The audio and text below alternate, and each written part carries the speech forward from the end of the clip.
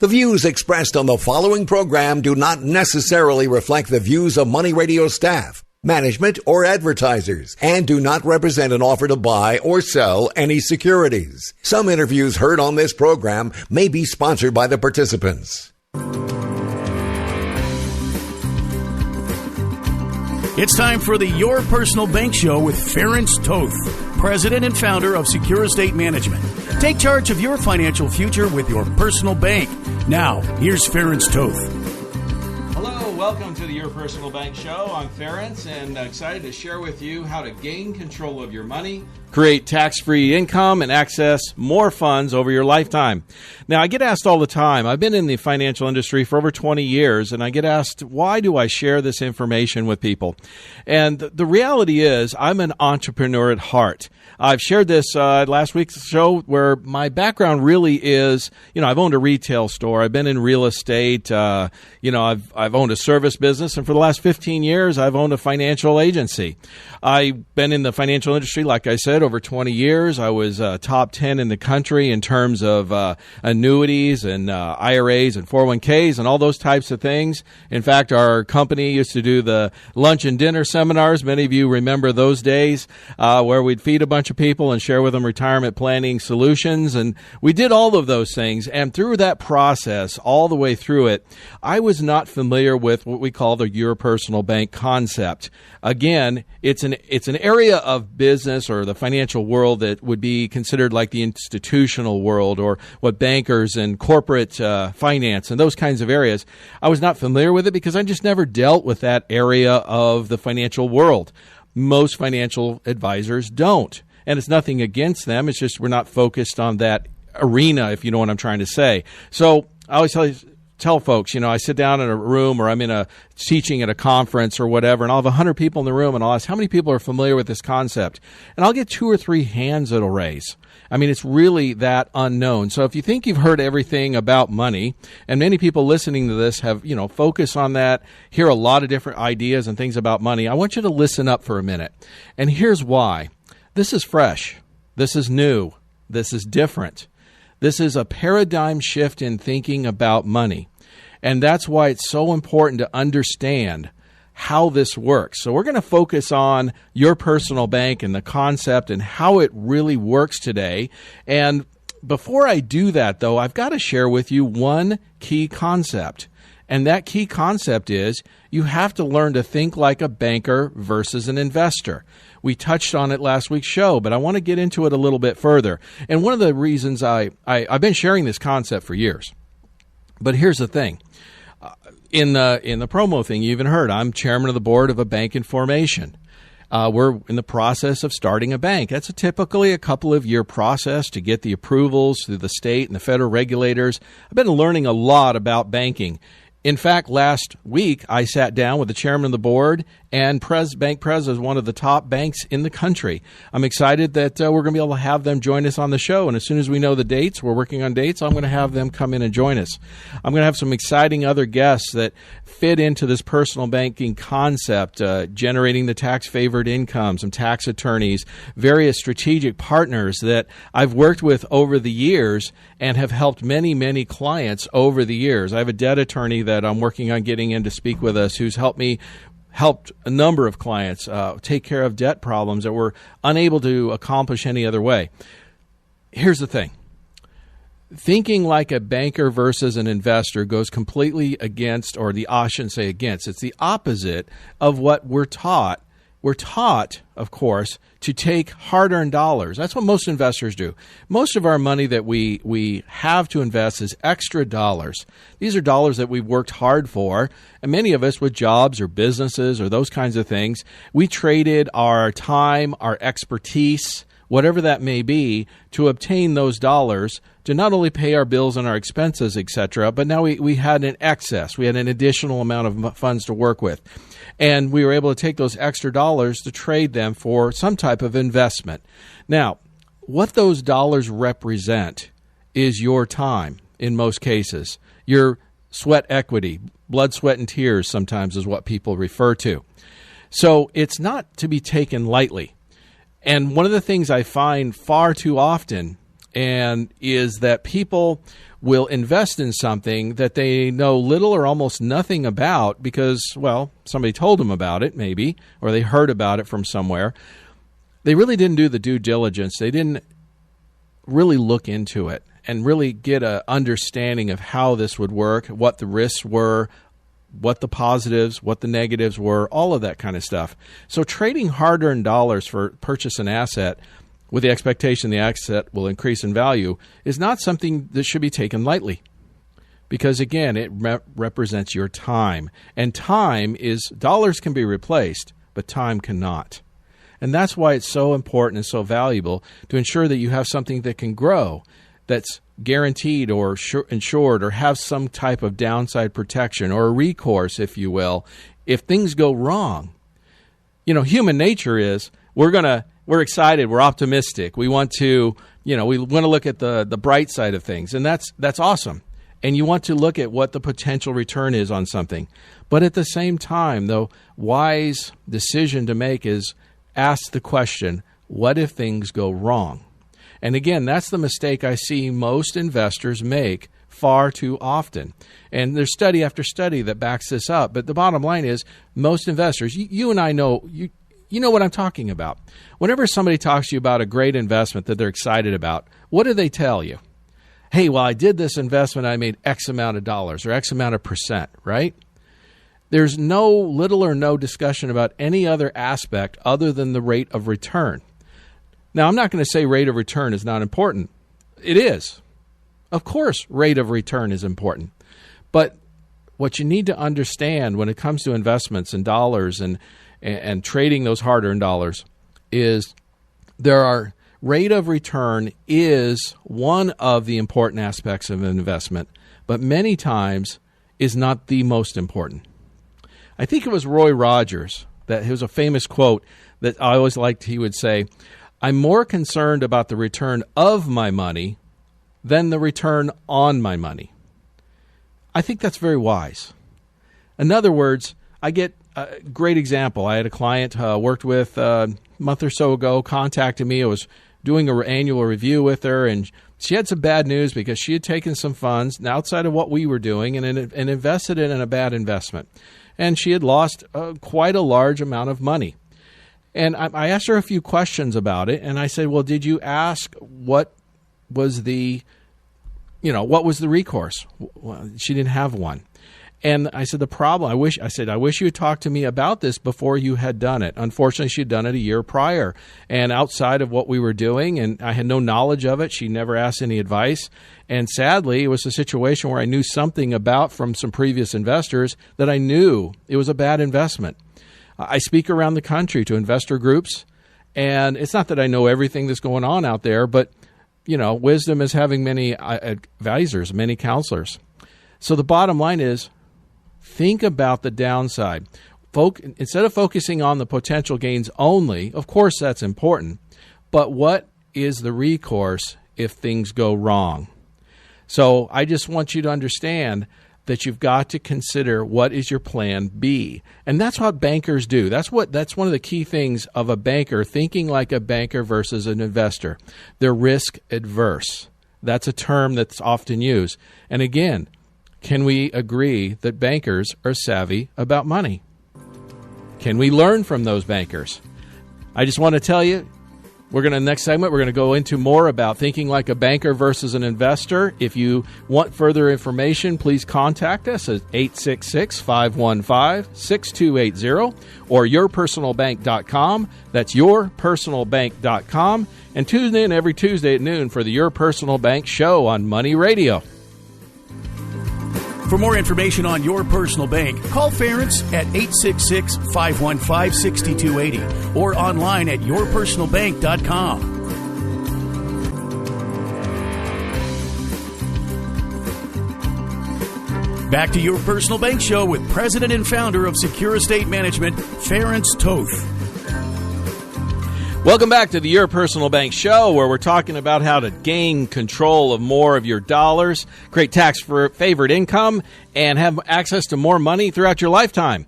So we were just talking about, what's the recourse if things go wrong? And thinking like a banker versus an investor is not only focusing on the potential gains, but what's the recourse? What's my plan B if things go wrong? And like I said, bankers are savvy about money, and they're very risk adverse. The banking industry looks at risk on money more than any other industry out there. So let's jump into this in terms of how does a banker, if you're going to run a personal bank, how do bankers think?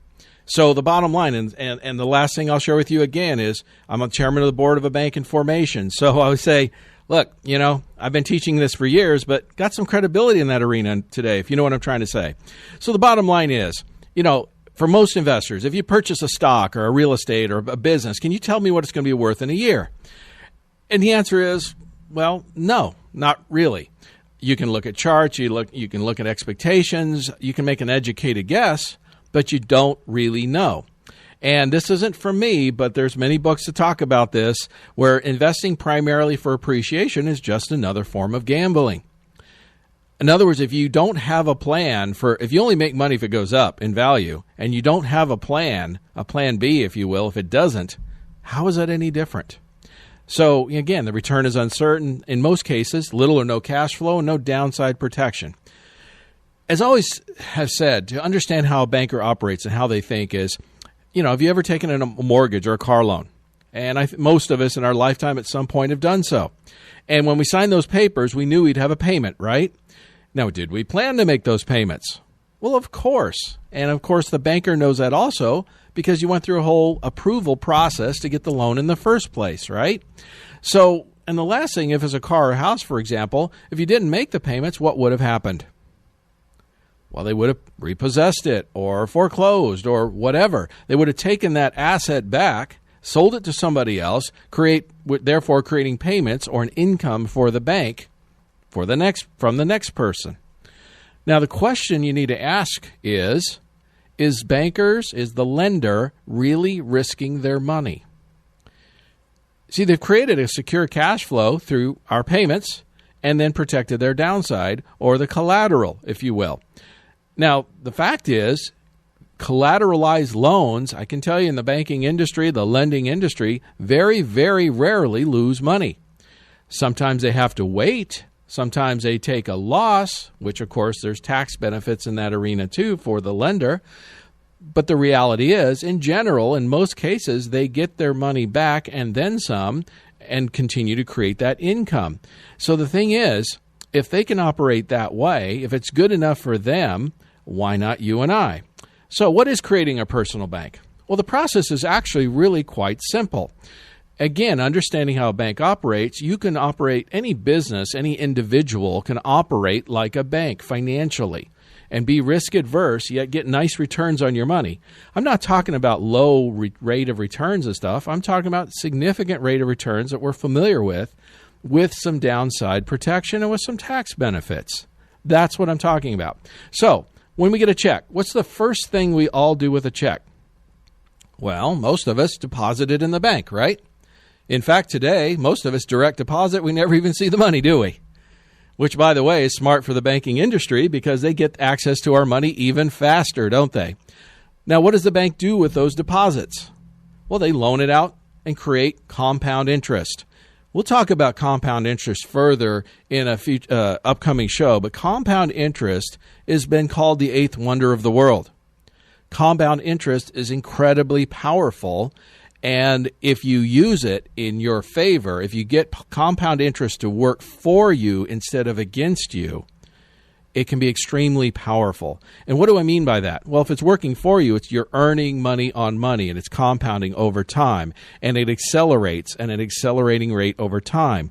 So compound interest in the first year or two is not significant, but add 3 years, 5 years, 10, 20, and so on.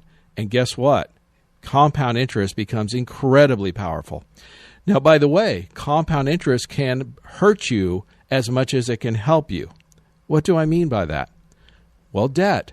If you have compounding debt where you're not paying the debt off, you've got the same problem, only backwards.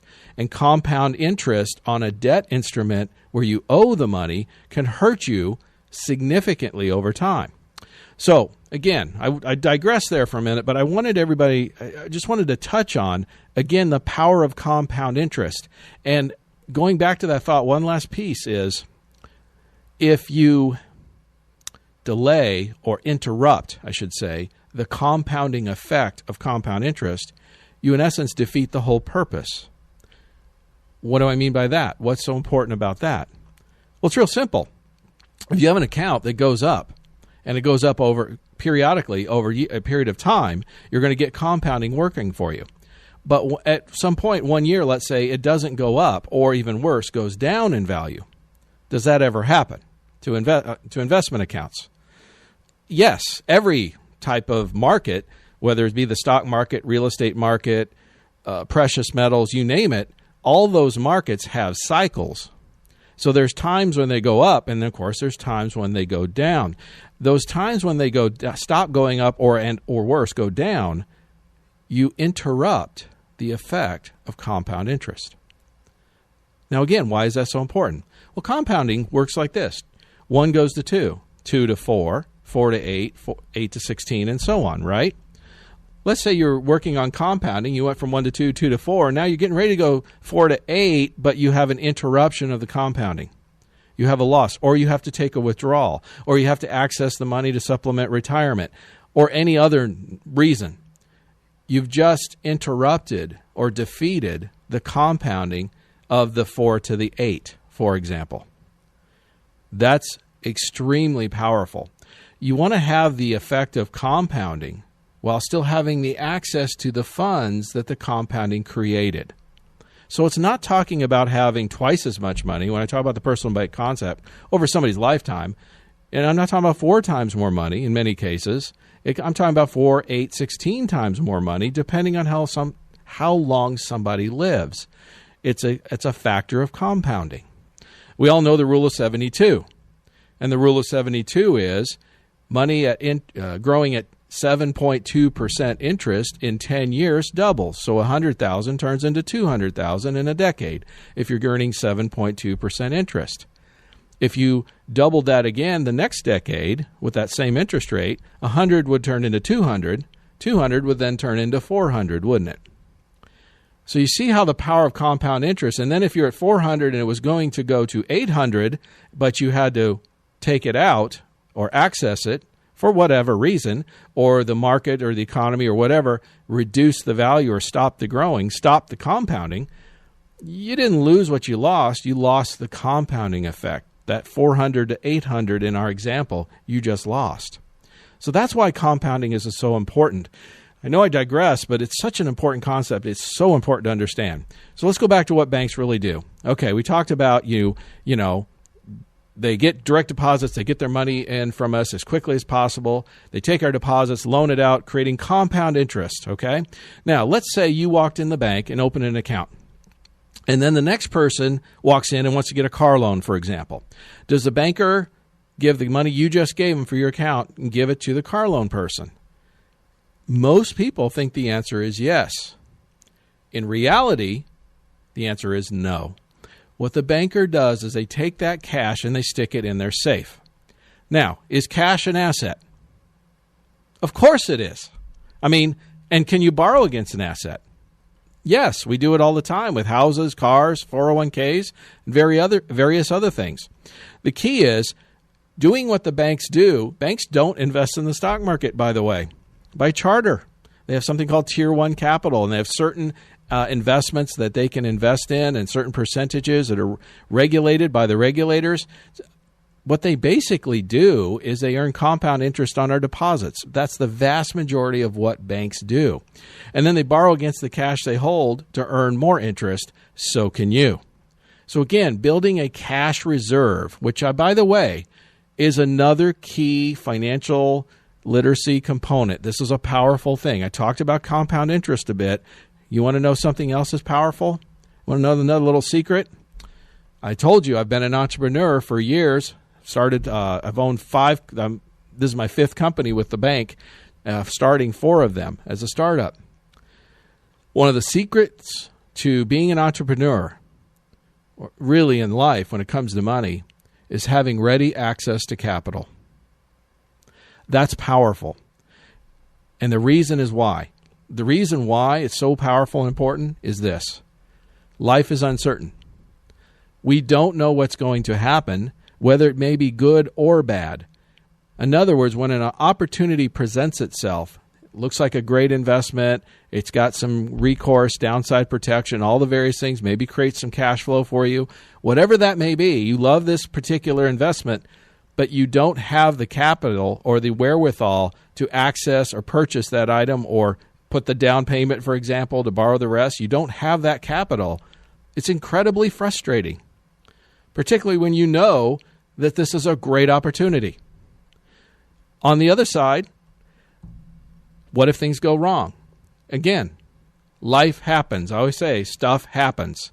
And whether it may be losing a job or business income, the economy takes a dive, disability, any number of things. Do you have ready access to capital to handle those times in life without losing the compounding factor? In other words, if you take it from an account and you lose growth, you're going to hurt your future. Contact us for more information at 866-515-6280 or yourpersonalbank.com.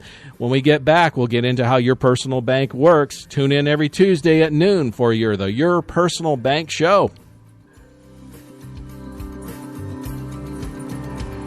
For more information on Your Personal Bank, call Ference at 866-515-6280 or online at yourpersonalbank.com.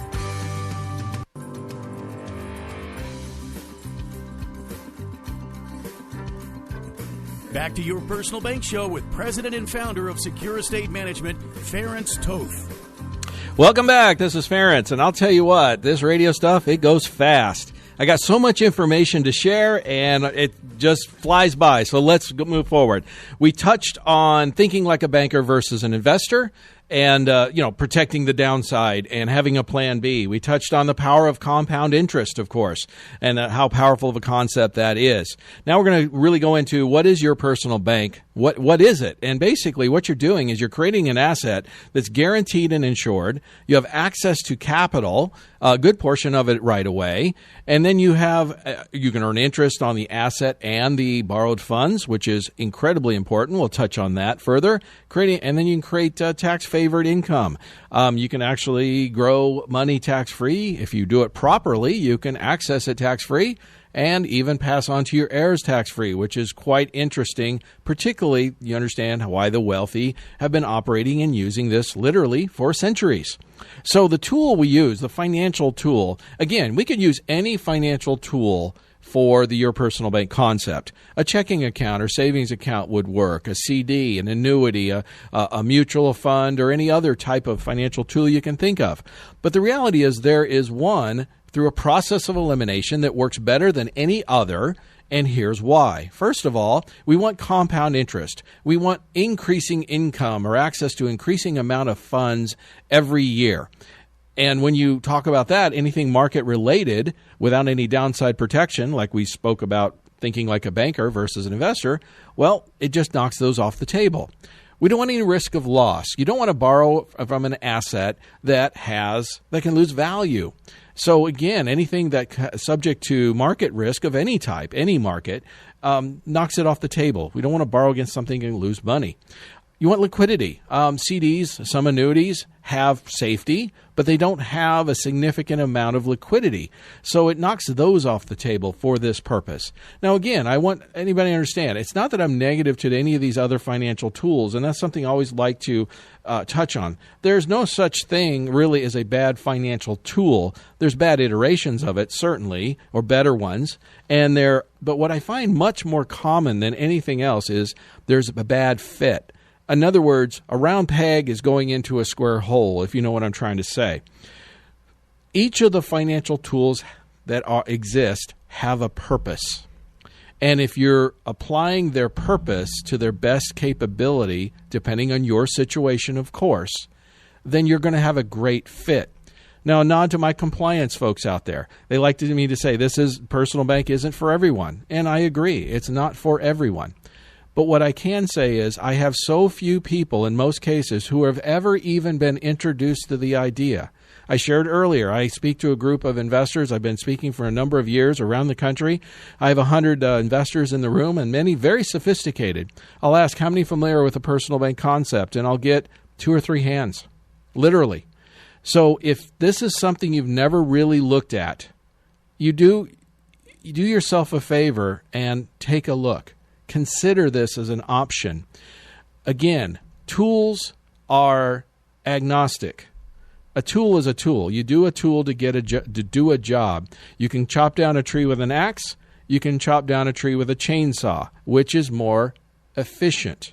So you want the tool that's most efficient, depending on your situation, to determine what tool fits the personal bank concept the best. And so in general, we found that, again, through the process of elimination, we want compound interest. We want increasing cash flow. We don't want to borrow against an asset that can lose value. That's pretty obvious. We want liquidity. We want access and use to our money in case that opportunity does present itself or the need presents itself, or we need to supplement retirement, or any of those other things where we have financial needs. Those things happen. Again, we don't want any access limitations on the access to the funds in terms of penalties, age, or other type of restrictions.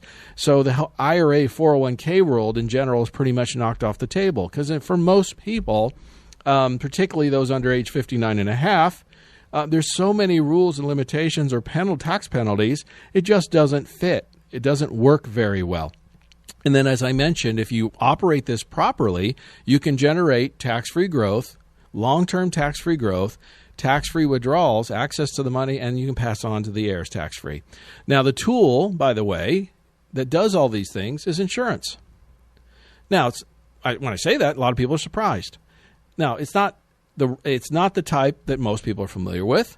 It's something called high cash value investment grade. In other words, most people view insurance as an asset versus an expense. That's my biggest challenge. When I share this idea, this concept with people, the concept is not the problem. People understand taking control of their money. They love the idea of minimizing their taxes. Everyone wants more access to more funds over their lifetime. There's no problem with any of those things.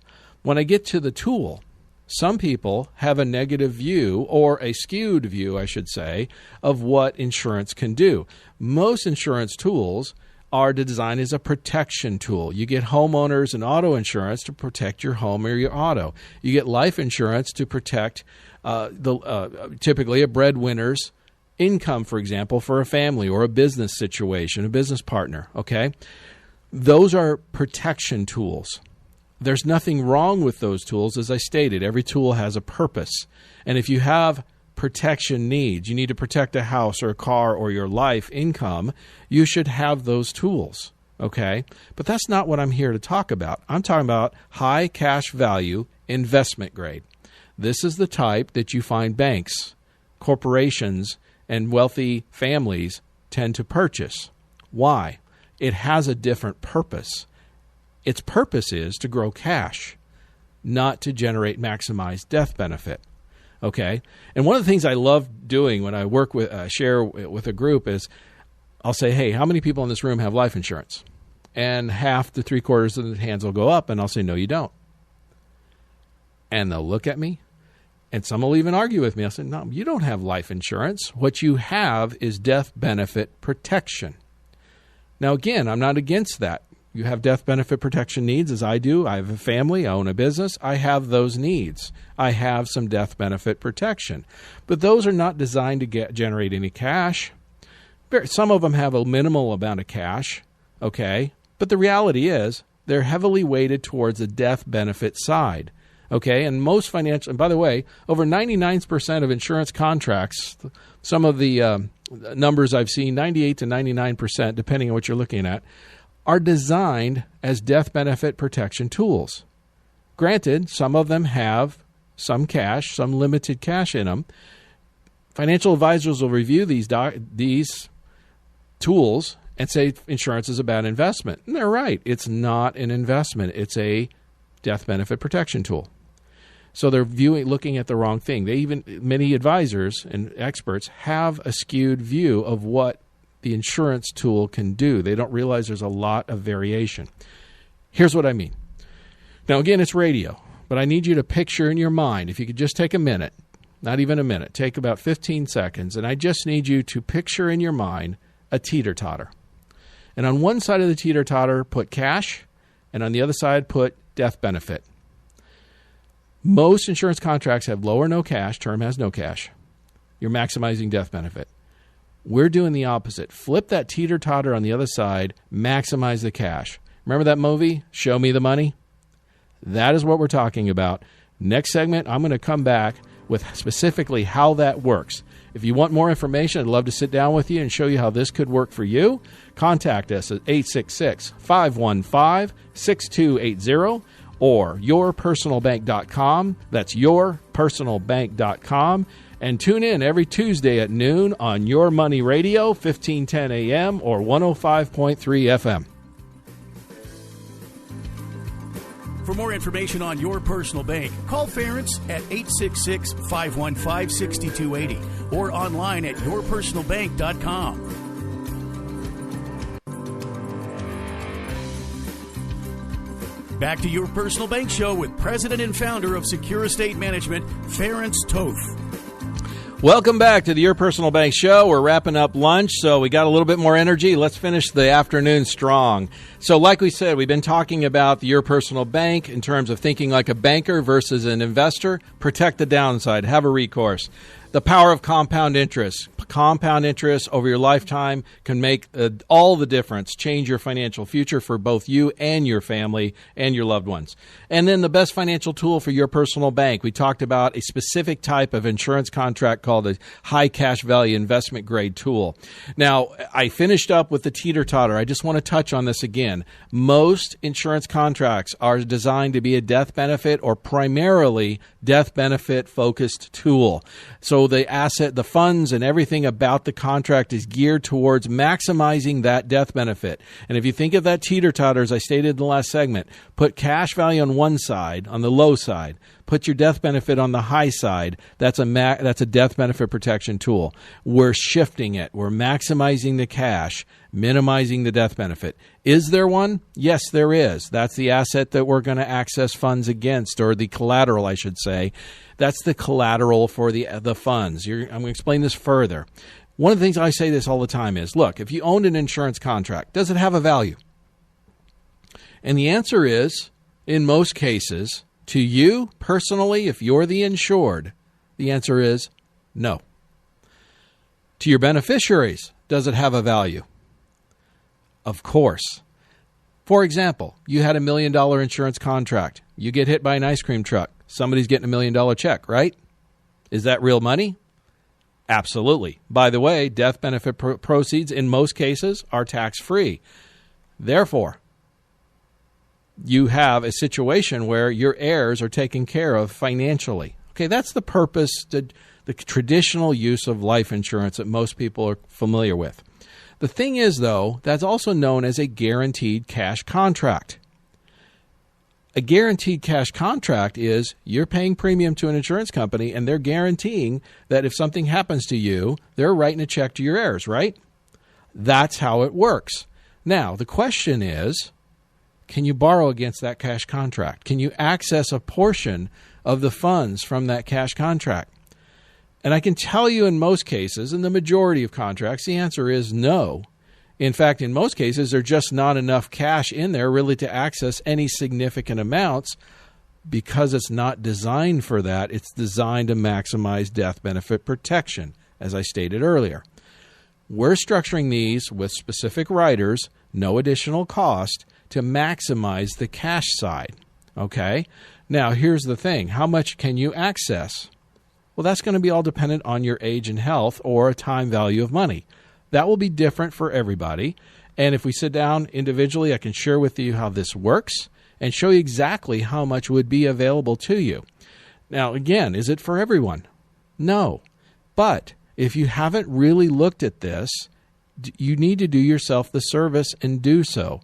Because if this is a good fit, if this does work for your situation, and I find the overwhelming majority of the time it does, this can dramatically change your financial future for you, your business, and your family. So, a couple of key points. In essence, when you access the funds, you want to think of your monies. I always share the monies in two buckets. Again, these are visuals and this is radio, so it's a challenge, but I want you to just take a few seconds and picture one more visual for me. And that is, think of two buckets. Think of a green bucket and a red bucket. Your green bucket is your cash bucket. That's the amount of funds that you've contributed into this, plus any interest that's earned over time. The red bucket is the death benefit bucket. That's the amount of funds that are going to be paid to your heirs when you're gone. It's pretty straightforward. Now, the thing is, there are three numbers. You've got to dig in the weeds for a minute here, but there's three numbers when you get a statement that are important, that are super important. And if you understand these three numbers, you understand, put together with the two buckets, you get how this works. Some people try to complicate it. It's really not that complicated. And here it is, the three numbers you need to understand. And if you want to jot this down, I really encourage you to do so. The first number is gross cash value. Gross cash value is the amount of funds you've contributed plus any interest that's earned over time. There's a number called net cash value. That's the remaining funds available to access. And I'll explain that one further. And the third one is death benefit. That one obvious. It's what goes to your heirs when you're gone. Now, how much funds can you access from this account when you set these up? Basically, your gross cash value, funds that you've contributed plus interest that's earned, is your funds that are available and what earns interest. Now, you're not going to have 100% liquidity day one. That will build over time. The key is, do we have people that fund these up front? Yes. Do we have them that fund them over time? Yes. Which is better? Well, the answer is it depends. In most cases, building long-term tax-favored growth is the better option, is the better way to go, and we overwhelmingly encourage people to do so. There are some other funds or types where we can put it in all at once. There's some additional limitations that I'll have to go over with you in person. We don't have time for that here in the radio, but can it be done? Yes. Are there is there tax benefits? Yes. Less so than the long-term plan, but there certainly are tax benefits. There's liquidity benefits. So there's benefits both ways. And one of the things I tell people all the time is which is more important, liquidity or tax-favored or tax-free even, depending on how we structure it. And we have those discussions, and sometimes we can balance the two, okay? But without getting a lot of detail about all that, because, again, this isn't the time or place for that. The reality is I want you to understand the three numbers: gross cash value, net cash value, and death benefit. Gross cash value is the money you contribute plus interest that's earned. Net cash value is the remaining funds available you can access. And then the death benefit, of course, is what goes to your heirs. Now, here's the beauty of it. Let's use an example. You have $100,000 cash value, simple example, and you have $1 million death benefit. How do you get $100,000 cash value? You might have contributed it all at once. You might have done it over a period of time. That's not what's important at the moment. Let's just assume you have available $100,000 cash value. And don't get hung up on the numbers. Take away a zero, add a zero. The principle is the same. You're going to earn interest based on that gross cash value number. And again, if you structure this correctly over time, you could access a portion of that. Let's say you accessed half of it. You took $50,000, paid bills, bought something or invested in something, for example. What would happen? First of all, your $1 million death benefit would drop to $950.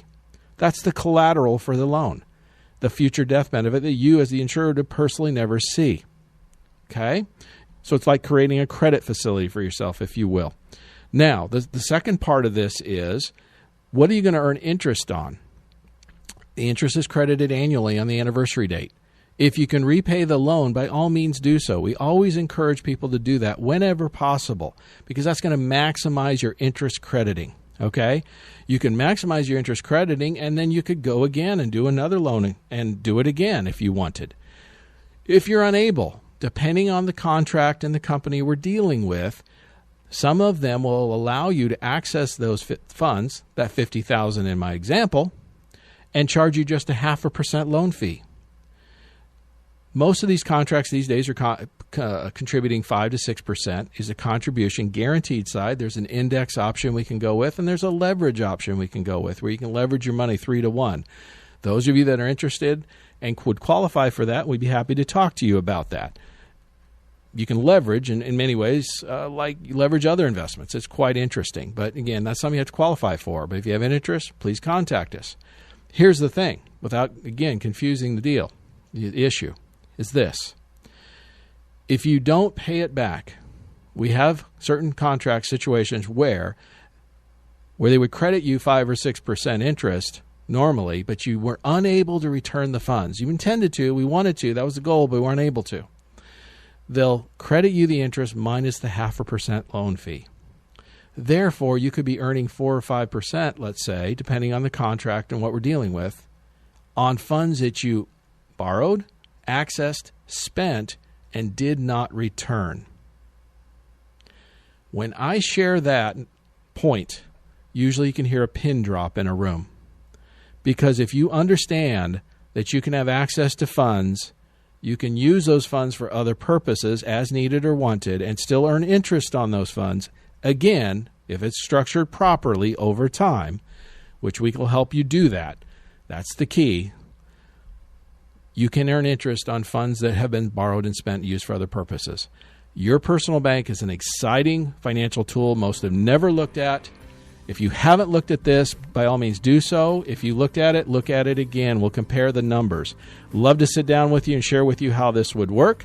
Our number, 866-515-6280 or yourpersonalbank.com. That's yourpersonalbank.com. And tune in, please, on Tuesdays. We'll be back noon next Tuesday and every Tuesday on Money Radio and 1510 AM or 105.3 FM. Listen next week at noon for more information on Your Personal Bank. Contact Ference at 866-515-6280 or online at yourpersonalbank.com.